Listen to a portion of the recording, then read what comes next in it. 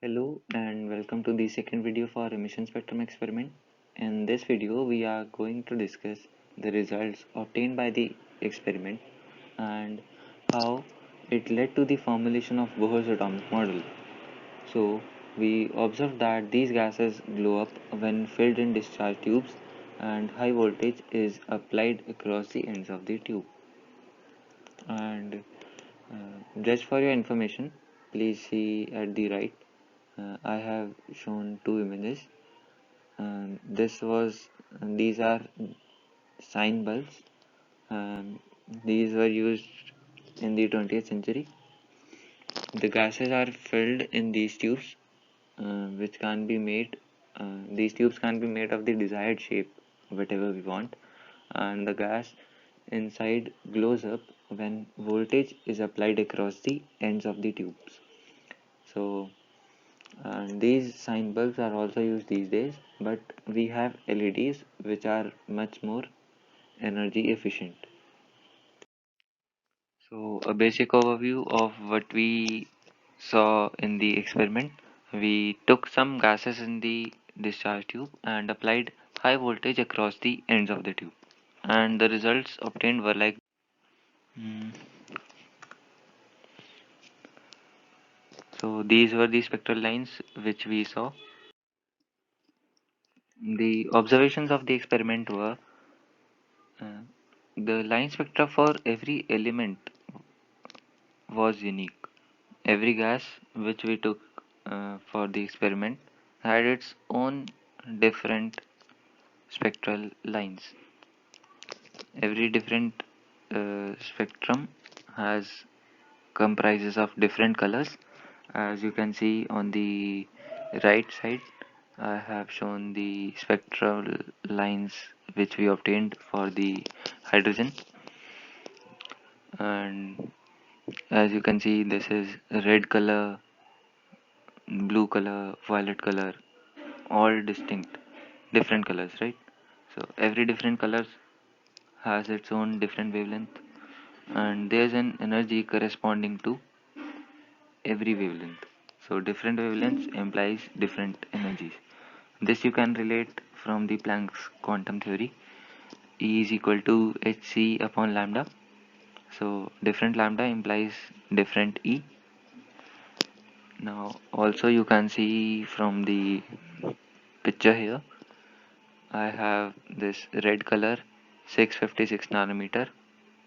Red color has a wavelength of 656 nanometer, and the energy corresponding to this wavelength is 1.89 electron volt. So these are actually interrelated. 1.89 electron volt implies 656 nanometer, and 656 nanometer wavelength implies 1.89 electron volt energy of the photon. So a photon of this much energy has this much wavelength, and the light consisting of these photons of this much energy is red in color. So now a question poses is, why did we see these discrete spectral lines, these different colors with some distance in between them? Well, the concept behind was the since the electrons were excited when we applied the voltage to a higher level, and when these electrons got de-excited, they emitted photons which have their own energy and wavelength corresponding to different colors. This will be much more clear in the upcoming slides. Okay, so now please pay attention. This is the most important slide in the entire video. Um, let's say I have taken hydrogen gas in my discharge tube for conducting the experiment. Obviously, the hydrogen gas will consist of several hydrogen atoms, and I have shown one such atom in the slide here. I have a nucleus at the center, and since hydrogen atom has only one electron, so it will be in the ground state, as you might have already learned in your earlier classes. So this electron will be revolving around the nucleus something like this.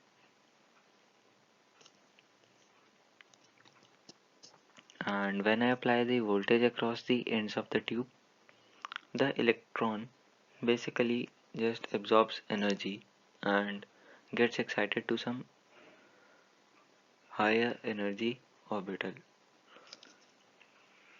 Okay, so to which orbit it will get excited to, that depends on how much voltage I have applied across the ends.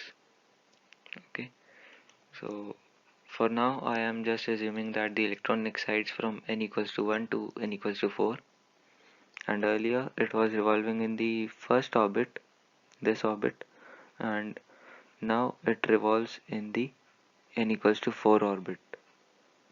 Okay, so what I am trying to say here is that every orbit has its own corresponding energy associated with it. Okay, so outer orbits have more energy in comparison to the inner orbits. And now just remember one important rule of nature. Everything in this nature tries to attain as much minimum energy as it can attain. So this electron can't retain in this orbit, this circular orbit forever. It has to return back to the ground state. And how it will return? It will return by losing energy. How it will lose energy? In the form of photon. Mm, okay, so it gets de-excited and emits some photon. And okay, so how much energy of the emitted photon is it, that is equal to the energy of this orbit minus the energy of this orbit, E higher minus E lower. Obviously the electron will not also retain in this state. It will also eventually get de-excited and will return to the first excited to the ground state. Sorry, it will return to the ground state ultimately. So that was all about it. So here I have shown the spectral lines which we observed in the case of hydrogen.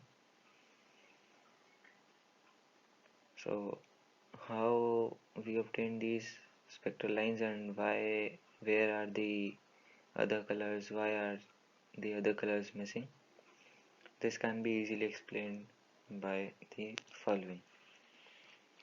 When the electron de-excited from n equals to 3 to n equals to 2, it emitted a photon, and that photon was of wavelength this 656 nanometer, which corresponds to this red color.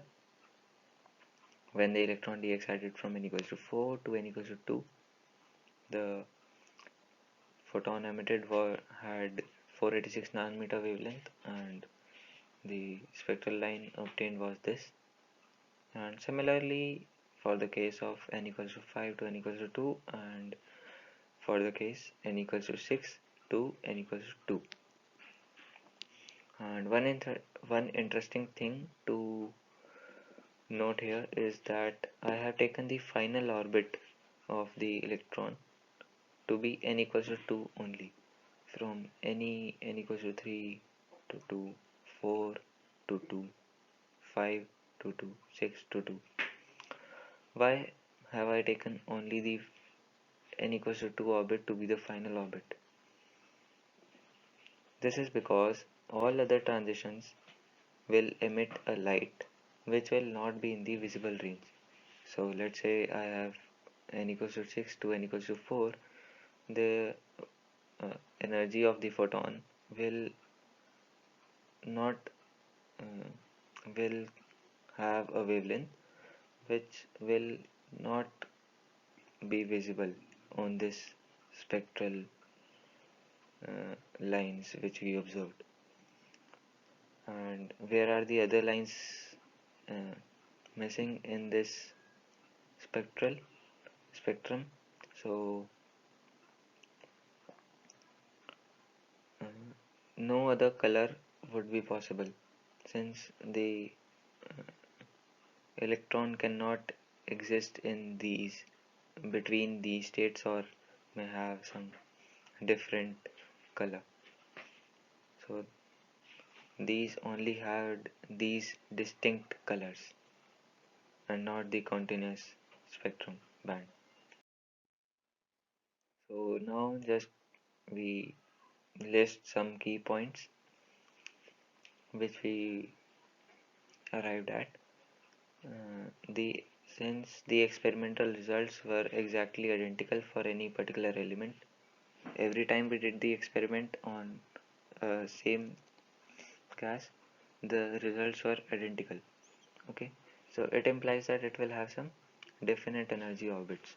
It is not something that it will emit some other light. It had exactly that wavelength.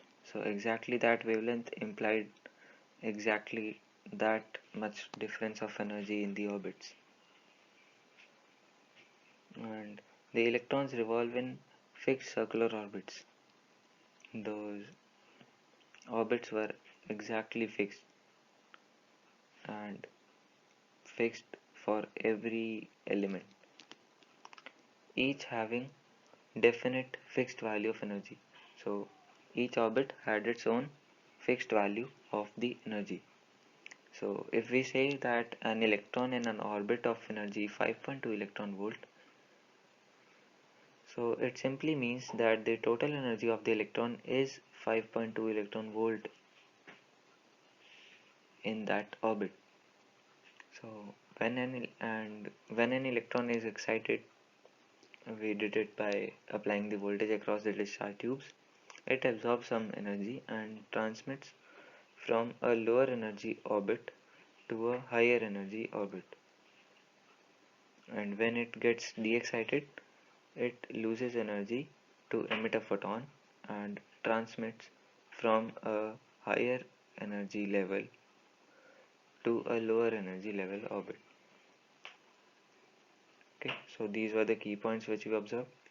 So the conclusion points which we arrived at, which ultimately led to the formulation of Bohr's model of the atom. So basic overview of Bohr's model was, in an atom, the electrons revolve around the nucleus in certain definite circular paths called orbits or shells. Each shell or orbit corresponds to a different energy. Therefore, these circular orbits are also known as energy levels or energy shells. The electrons present in an atom can move from a lower energy level, E lower, to a level of higher energy by absorbing the appropriate energy. Similarly, an electron can jump from a higher energy level to a lower energy level by losing the appropriate energy. The energy absorbed or lost is equal to the difference between the energies of the two energy levels. So delta E, change in the energy, we are talking about the magnitude only, not without the sign, absolute magnitude. E higher minus E low.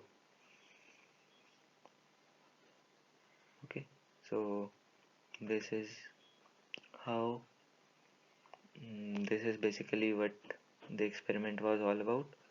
When the electron gets de-excited, from here I have taken n equals to 3 to n equals to 2, the emitted energy of the photon will be h times nu.